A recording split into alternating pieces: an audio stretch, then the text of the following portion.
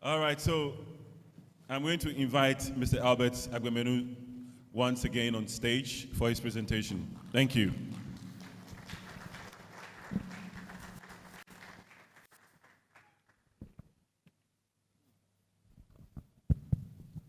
Okay. Good afternoon. Board Chairman, all protocols observed, I will not go through.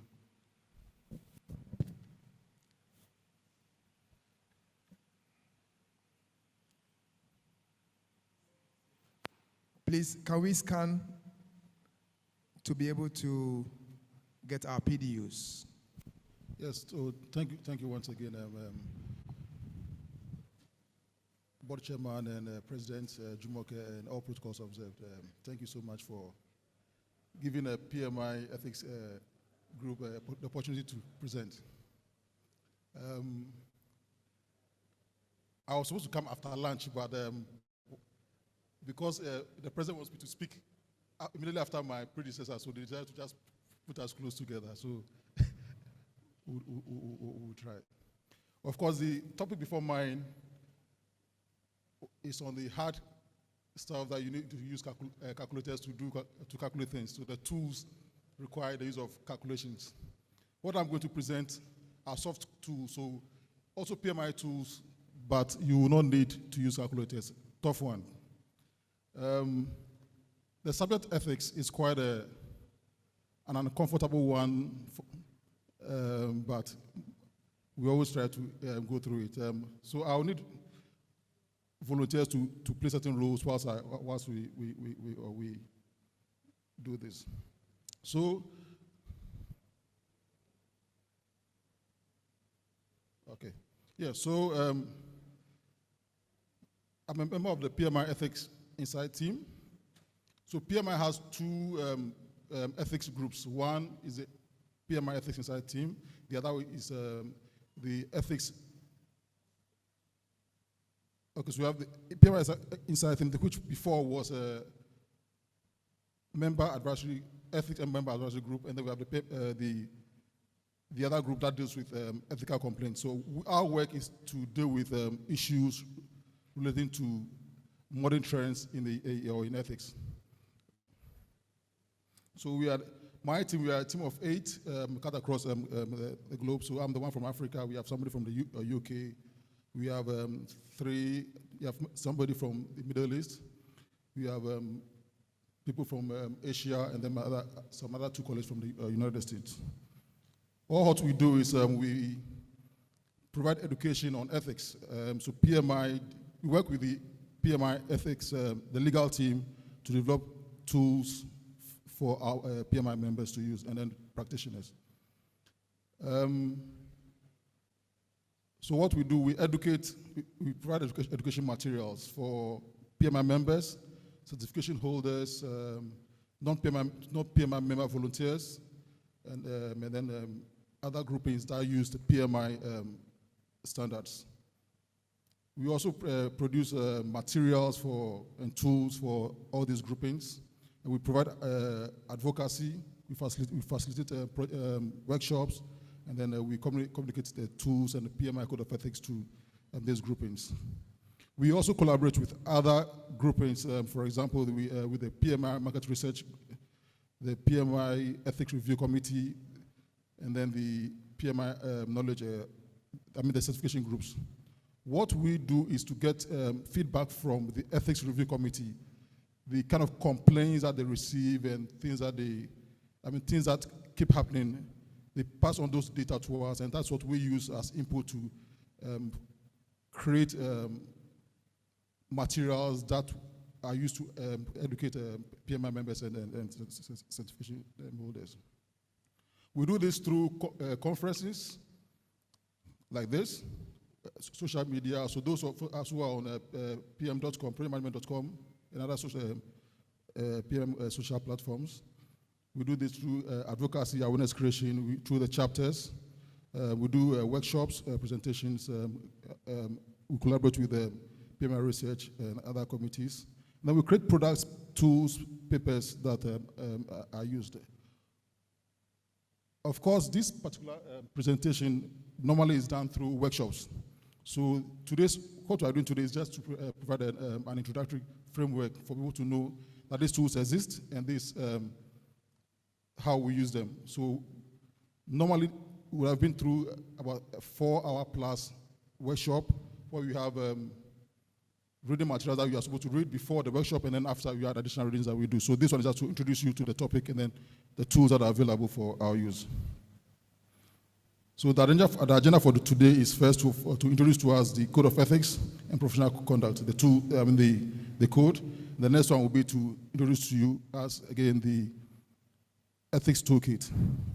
So I've mentioned here chapter Ethics Toolkit, but we have 3 of them. So we have for the chapter, we have for the practitioners, and then we have for PMI volunteers. So this is going to be participatory, so we will not just go through the raw presentation. So we need somebody to volunteer to tell us what our understanding of ethics is. Any volunteer?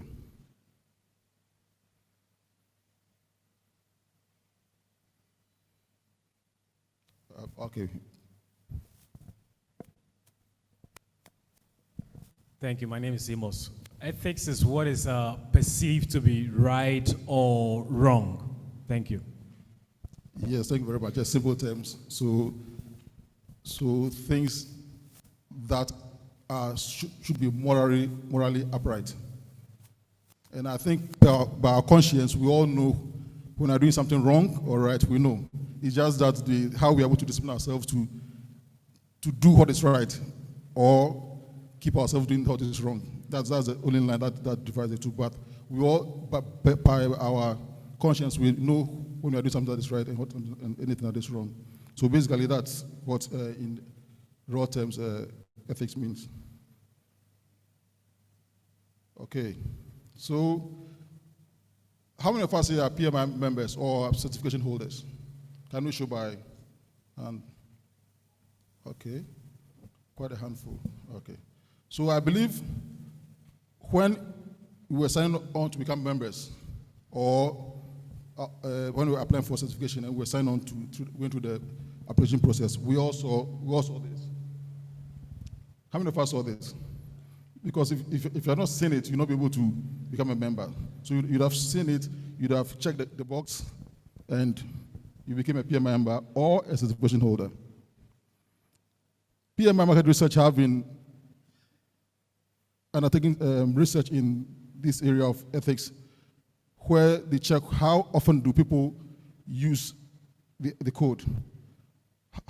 How many people are exposed to the code, how often do they use it, and how well is it well known to the general global population.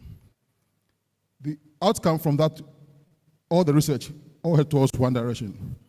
The results vary from region to region, but across, on the average, we had between 86 to about 96% of people answering that yes, they are aware of the code, they've seen it, or they know about it. On the flip side of it, less than 30% say they use it. So we know it, we've seen it before because we check the box when we are PMI members. But thereafter, we don't go back to it because most often don't want to read. So once we check before we check the box, we don't read because it's a requirement to just tick, we tick, and then we move on. So less than 30% use it. So it's a challenge, and it's creating a lot of problems on projects, of course, like my predecessor just said. So this is a requirement for all PMI members, all certification holders, all PMI volunteers, including non-members. And then also, it's applicable to all PMI certification holders. We know you can be a certification holder without being a PMI member, and you can be a PMI member without being a certification holder. So this code of ethics applies to all of us. Okay. So we take the box. All right.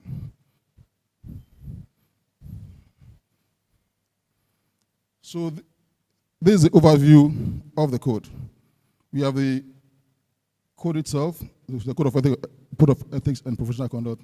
We have our values. So under our values, we have responsibility, respect, fairness, and honesty. Now, what are the definitions of this? I mean, we all know, but just to reiterate. So, under responsibility, we have taking ownership of our actions and the decisions that we make. And then we, per description, under that, we are honoring our commitment and updating and upholding to the legal and ethical rules of wherever we find ourselves in the profession. In that respect, the definition, we treat people and resources that are given to us with respect. So our human resources, the equipment, tools, all that is given to us, we treat them with respect. And the description, we do this with good faith, being non-abusive, and with respect for those resources. Under fairness, we are supposed to be objective and impartial in our decisions and the decisions that we make. We do this through being transparency, proper handling of conflicts of interest. These are situations that we most often find ourselves in. Most often are not. In our practice, we find ourselves involved in a lot of conflict of interest situations, either ourselves or our team members. And how do we deal with those situations? We need to be fair. And we need to be honest as well in undertaking wherever we find ourselves, undertaking all the we are supposed to do. So we need to understand that we are truthful, and everything that we say are to the point. We are not supposed to be biased in in the that we make. And then we have to treat every situation with honesty. Okay. So why is this important to us? Can anybody tell us why this is important to us? Okay. We have it here, but just outside this, what do you think? Why is it important to us, ladies and gentlemen?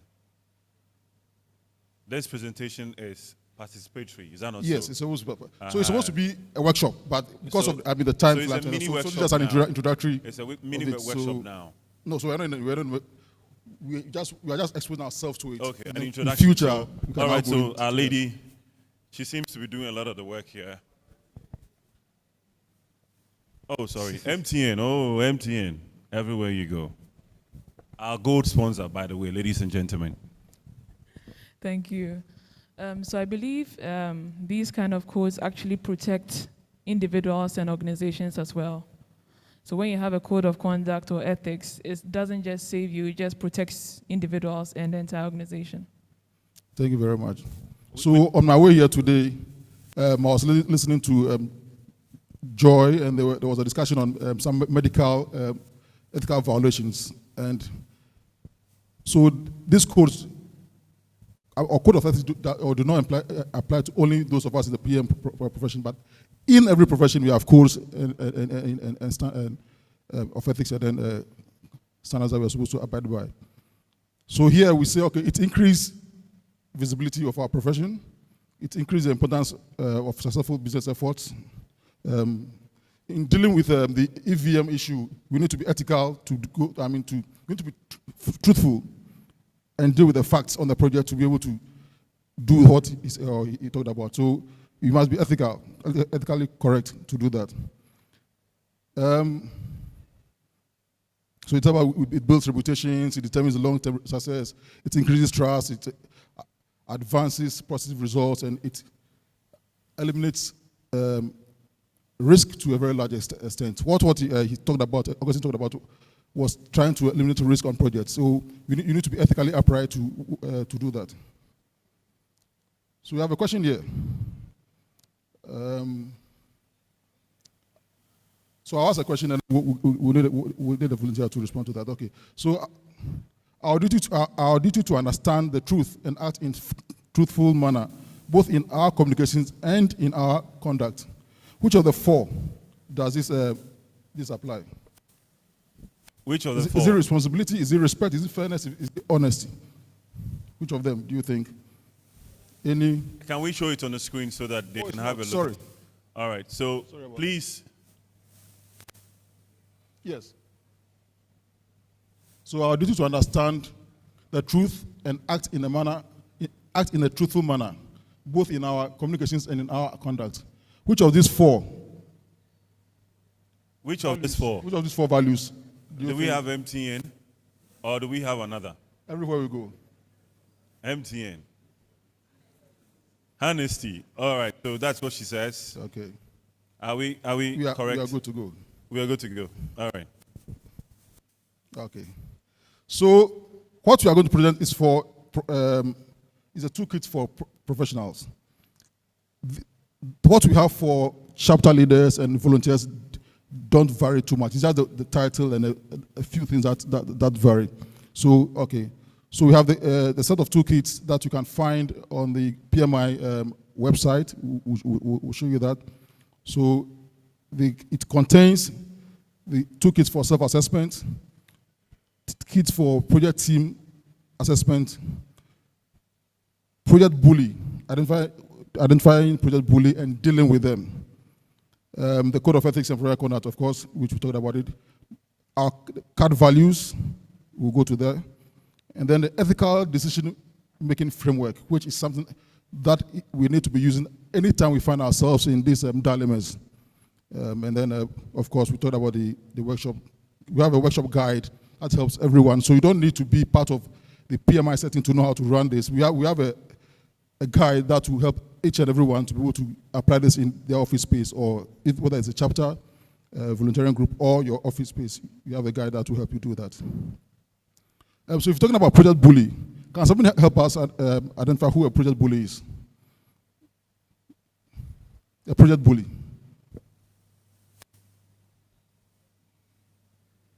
Who do you think a project bully is? Project bully. Bully. Who do you think the person is? Should I still look towards this place? Or should I move in this area? Is that you? Okay, we'll go on. Okay, let's continue. We should move Okay, on. so yes, that's all. So this is a typical sample of how the self-assessment tool. It's a whole page document, so this is just part of it. So this is how it looks like. You have them available on the website. You download them.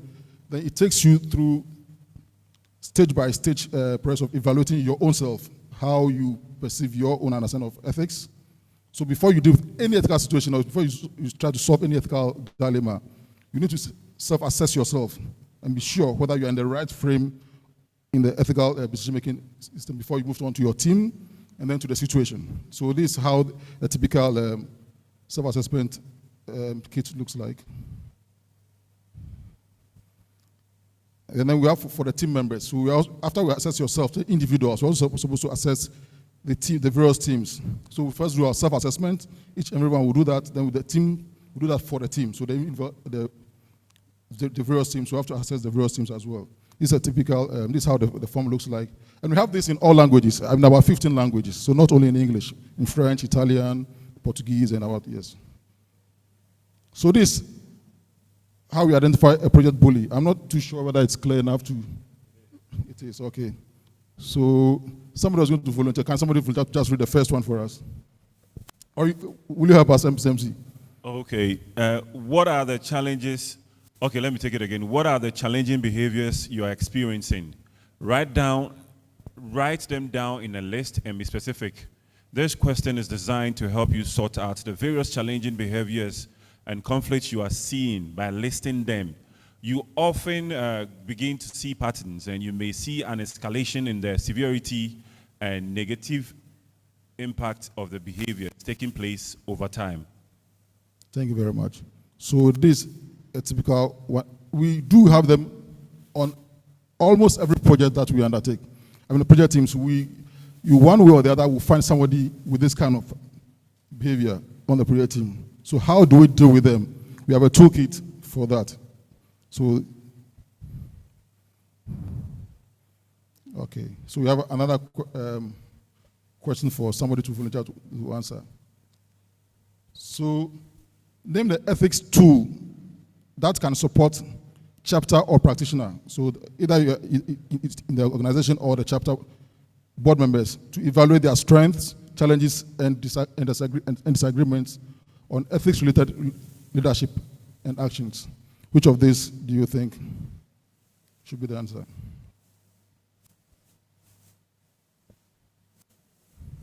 Which of it? Yeah, is it mirror on the wall? Is it the chapter board? Is it ethics assessment? Is it chapter boards? Okay, so chapter boards do not need such a tool. And then the last one is ethics self-assessment. So which of the four do you think this relates to? Okay. Which of the four? So if I say that you answer, you get $100, how many hands would go up? Okay. Oh, here you go, here you go. Everybody's raising their hand because there's $100. All right, so please, let's get into this thing and then let's come again. Self-assessment. Yes. Okay, so that's what she chose. Yes, thank you. That's right. Thank you very much. Okay, so this is our code of ethics and professional conduct. We all have access to it. Of course, as we tick the box, we are supposed to read this before we tick the box. So we all have access to this. I'll not read through all of them, but this is just to let you know that they exist. And if you're not yet a PMI member or a certification holder, please still visit the website, read through this, and then get yourself, abreast with them. So we have another question. Our duty to show a higher regard for ourselves, others, and the resources entrusted to us. This may include people, money, reputation, the safety of others, and the natural or environment, and the natural or environmental resources. Which of these four do you think will apply to that? Is it responsibility? Is it respect? Is it fairness? Is it honesty? Responsibility. Take responsibility for. Thank you very much. So we also do have the code value cards available on the website, and this is how it looks like. You just have to download them, print them out, hang them on your wall. You can frame them, hang them on your wall, and get used to them. We read them, share them with our project teams. Let's keep reading, and we'll not fall into the trap where when it comes to, and then we create risks for the project. So these are typical how the framework works. So the EDMF is the ethical decision-making framework. So this is the process that we need to go through. So first you need to assess the situation. So first we assess ourselves, assess the situation, go through all the process of the assessment, the entire team, ourselves, the team, and the situation. We look out for alternative solutions. Whether there are any alternative way to go about the issue. We analyze the situation, and then we apply, the kind of decision that we come up with, and then we take action. That's where we apply, we take the decision. So it's a process. We just need to download this from the website, go through the process, read them, and then ideally, as I said, we are supposed to go do this in a workshop. So we would have done this practically with every team member. Workshop about, say, 15, 20 people. And when we go through this process, we do it practically 4 or 5 hours, and then we all get used to how to use the tools. So this is just to introduce them to you. So yes. So this is how we use them, workshops, and as I mentioned, and stuff like that. And we have a guide for how you organize the workshop as well. So you don't need to go for any particular training to be able to do that. Once you have the guide, you are able to, it's a straightforward thing. You're able to go through it, understand how to use them, and then you're able to apply them with all the readings. So we have another question. If you're looking for a way out of an ethical dilemma, PMI offers a framework called, so you have this 4 again. Is it a dilemma framework? Is it software framework? Is it logical framework? Or is it ethical decision-making framework? Of course, this one, I know it's cool to go, so just keep it. Yes, okay. So now we open the floor to discuss. Ethical conversations are very difficult ones. People normally don't want to be having it. Wherever we go, we find this, and when we're having workshops, we find the situation. So let's try and now open up and then discuss. It's an open topic. Let's just discuss. in this country, we have a lot of ethical issues, ethical dilemmas going on. And as project managers, I know we've found ourselves in multiples of them. I found myself in one just about a week ago, and had to struggle through. But because of the framework which I know how to apply, we're able to guide the team through that. So, ethical issues. Yes. So ethical issues, open In this discussion. country, Let's discuss. in this country, Yes, in this country. Well, let's see how there's two that's ongoing right now, nationwide. nationwide. Yes, e-levy and a national cathedral. Are you sure? Yeah, ethical issues, but we're okay. We will get the answers. We'll get the answers. Yeah. So it's open. Yeah, so it's let's open discuss to and see everybody. which issues are there. How do we think All right. So we can overcome them? Yeah, my name is Amos again. I'd like you to help me with the distinction between bribing and lobbying.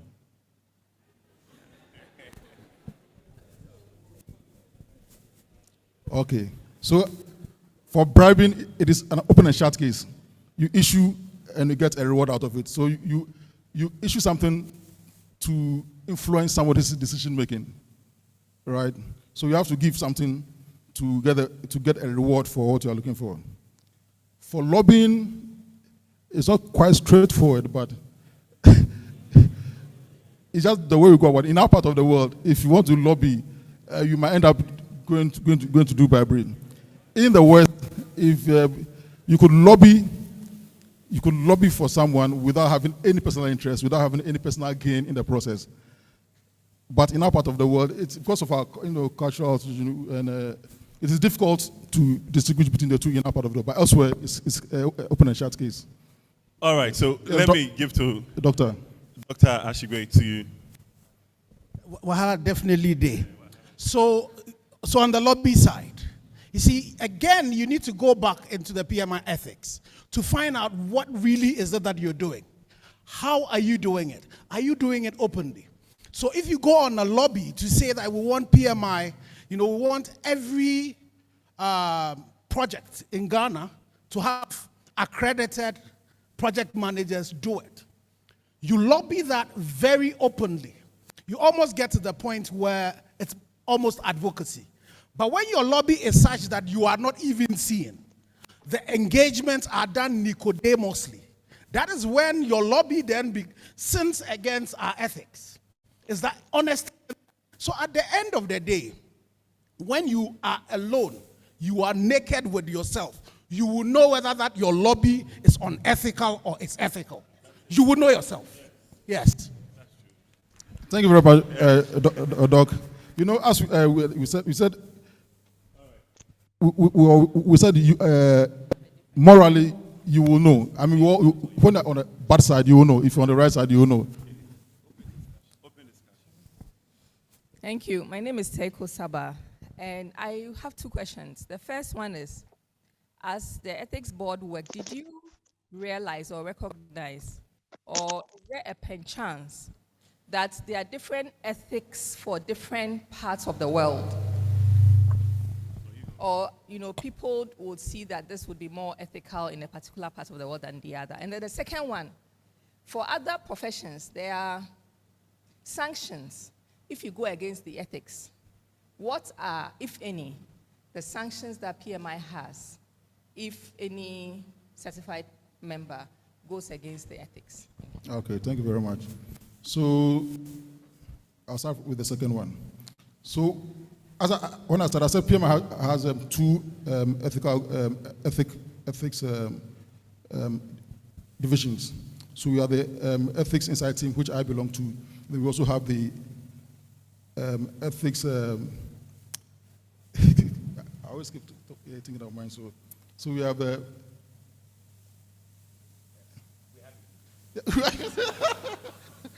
Yes. Sorry, thank you very much. We have the ethics review committee, and then us, the ethics insight team. What the ethics review committee does is they receive complaints from the members, chapter members, practitioners, all over. Against PMI members or practitioners or volunteers. They sit down, like the whole panel. They go through the process. You have stages that we go through. We go through all the stages, and then it even goes all the way, sometimes even get to, we avoid going to court, but it gets to that kind of level. So it goes through, it starts from the chapter level, it goes to the region level, goes to ERC, and then some of the sanctions include, one, if you're a certification holder, they may revoke your certificate. If you're a PMI member, they could sanction you, they could take your membership and then stop you from being a member for a certain number of years, same as the certification. So those are the worst cases that it can get to. Some of them do that reprimand you, and then, so that's the worst case that it can get through. For the first question was, this is the second one. The first question was on. No, thank you very much. So it's the same. The rules are the same. We do not have different rules for whether you are in America or in Africa, or you are a volunteer or you are a practitioner or whatever. It's the same set of rules, and the same. If you are found violating it, the same rules will apply. Yes. So what our group is, what we do is, the review committee gives us the data of all the issues that they've been having. Then we look at the trend, and then what our group does is to see how best we could educate the public to desist from doing. Because sometimes we realize that there are things that people are not aware of. Some are based on cultures, and we come from the other parts of the world and stuff. So we see what pertains in the person's environment, why are those, and then we try to put together something, paper or whatever, and then try to avoid those things from happening to people in the future. All right, so before the next question, we are expecting some questions from our online partners. So that's the, I don't know how to call it, but then it's posted on the project. Any question that comes up, we will read it and then we'll take care of it. Let me give to him and then I'll come to you. Yeah, thank you. So I think you mentioned it as part of your presentation. I was going to ask about cultural differences when it comes to setting up the ethics. For example, in Ghana here, when you're going to see a chief or a big man, you probably couldn't go empty-handed. You have to go with a gift. So that may not be termed as, but then call of respect who you are going to see. So I believe that will be factored into the kind of ethics that you set for a particular region. Thank you.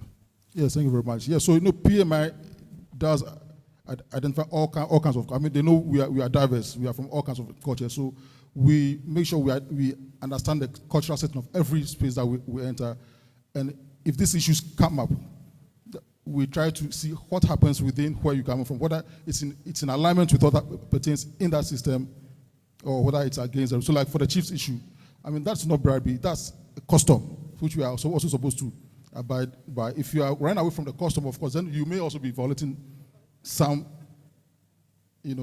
because that's the right thing to do. That's what the people do. So why would you want to go by? So once you are going around that, not wanting to do it, of course, that again, you are violating. It calls for some violation, and no, it wouldn't be no. Probably self-seeking in certain contexts. Wouldn't that be termed as bribery or self-seeking, action in some quarters? Because probably in going to see a chief up north, I might need to go with a cow. Yeah. Oh, yes, and that might, yes. So, to continue, between the lobbying and then the bribery, the chief, you're going to see the chief with all these things. On a big person, which one would you think sounds louder in their ears? Is it the lobbying or is it the bribery? No, but going to see the chief, there are certain processes. If you are doing something that is beyond what the norm is, then of course, then so that we are falling to that out of order. If you're supposed to go with a snap and maybe 200 cedis to the chief, and you are going with a cow, definitely you're out of order. Then definitely you have another reason for going with a cow. Thank you. My question is the institutional system in which you don't rely on complaints to investigate members who are involved in certain behaviors that are unethical, especially if it's a topical issue. Is it the case that you wait for complaints to be able to investigate, take the person through the process, or proactively you are able to do it, assuming it's a topical issue involving a member, so that without complaint you go through the process, invite the person? I just wanted to know. Okay, so in the first place, thank you very much. But in the first place, if there's no complaint, of course, then there's nothing to talk about. Because somebody must complain. Someone must feel disadvantage or something to raise a complaint. So if there's no such complaint, then it will be difficult to, what are you addressing? What are you answering to? So there must always be a complaint, and then you go through the process. And the process starts from the chapter level. You don't just jump to wherever. It starts from chapter leadership and then goes through the various elevations till it gets to the ERC. So, for example, yes, just to give an example, let's say a news item comes in that so and so have been involved in so and so with a public entity or another private entity. From the chapter level, you are aware that a member, a certified member, is involved. If nobody complains, don't we have a proactive system that the chapter can take that upon themselves to go through the process to find out whether that issue that has become a public domain, the member is involved in a way or not? That is what I'm asking. Yeah, okay, thank you very much. But in the first place, somebody must even see the news item. So the chapter officer or volunteer or the chapter member must first of all see the news item. And when you see it, that's when you raise a complaint. So there's still a source that leads to the process. But of course, if you see anything, that's what they say, when you see anything that is not, it's unethical, it is your responsibility. It's part of the boxes that we don't just tick the box for ourselves, but if we see others violating the code, we are supposed to report. So not when somebody, it's a two-way affair. Mr. Agbemenu, we have a question online. Sometimes the cultural practices tend to impact on our core values. As project managers, how do you handle the case of Christmas hampers from contractors on a running project? Note that hampers come in different sizes and content, and that's coming from Josephine Akoto Bamfo.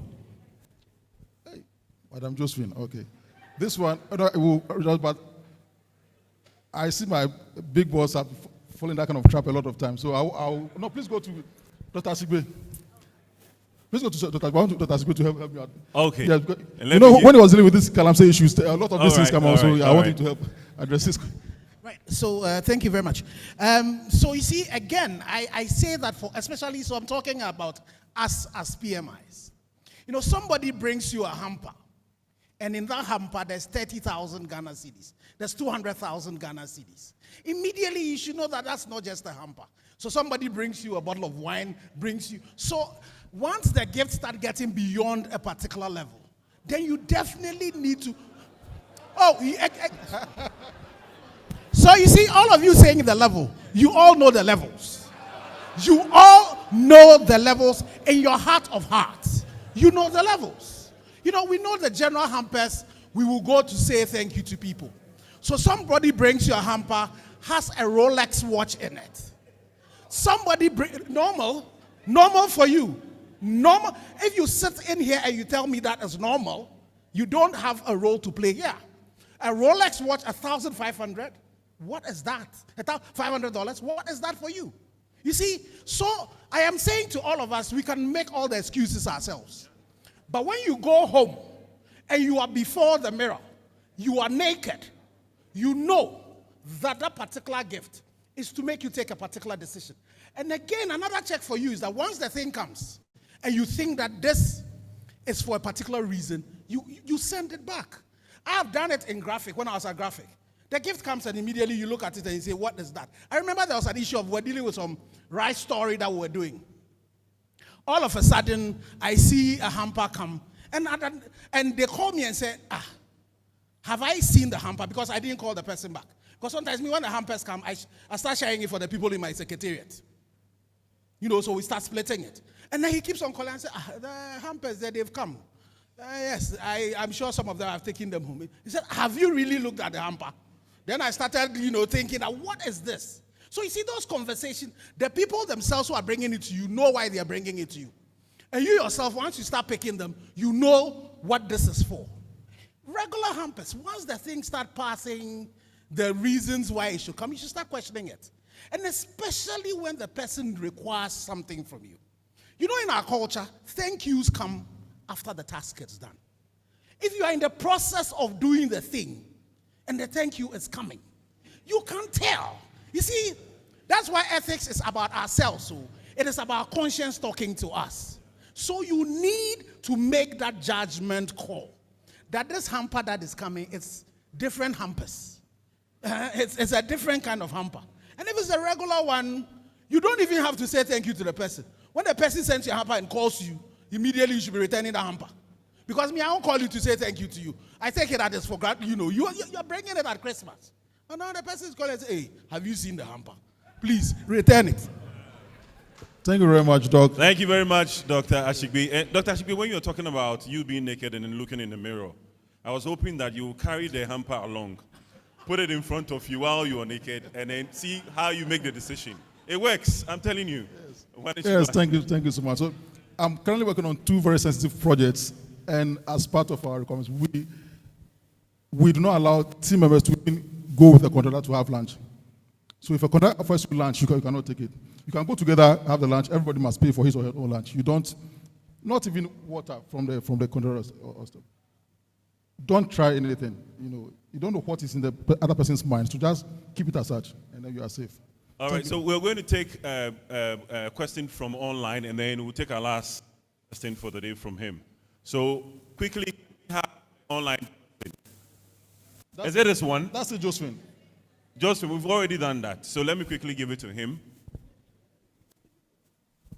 Yeah, my name is Horace Nkansa, ECG.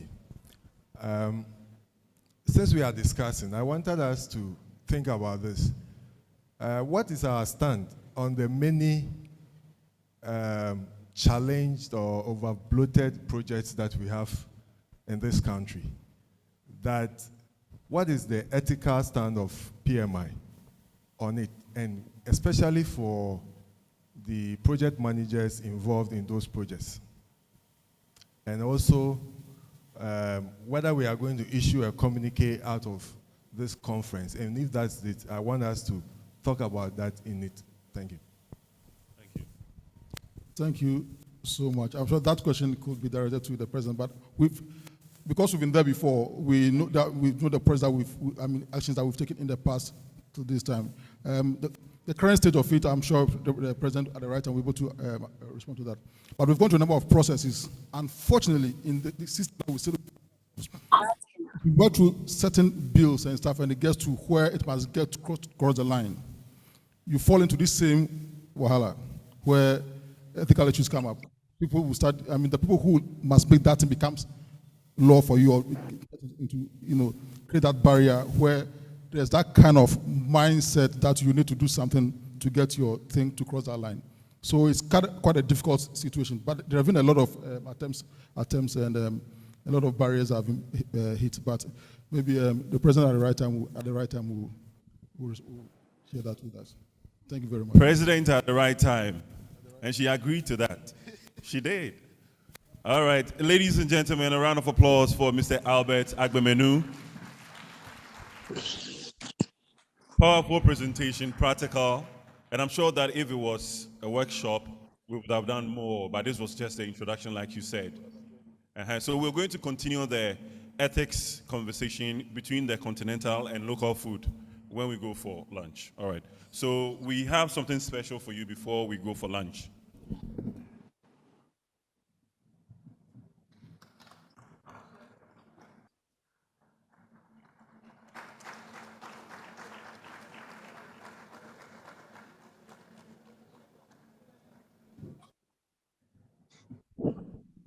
All right, ladies and gentlemen, it's getting interesting, and it seems we're all active, but we would have to pause over here and go for lunch.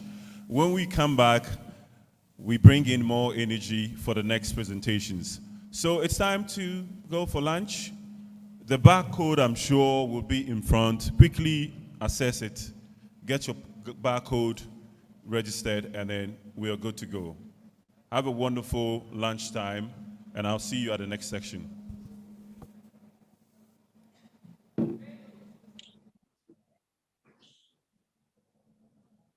Okay, where my hand is pointing, there is the restaurant over there. So please, there's a gentleman standing at the gate or door, let me put it that way. Please, he will direct you to where you have to go for lunch. Thank you.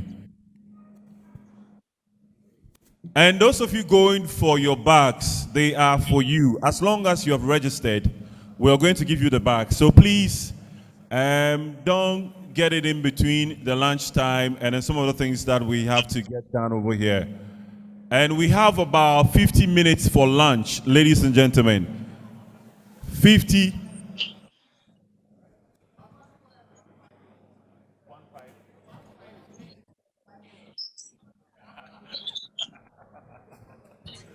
Five zero, ladies and gentlemen.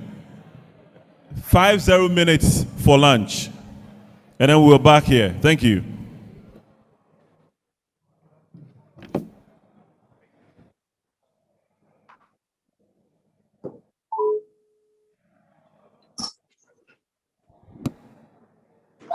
Yes, yes. I read. Which time about it? Sian, we speaker now. Hey, sorry.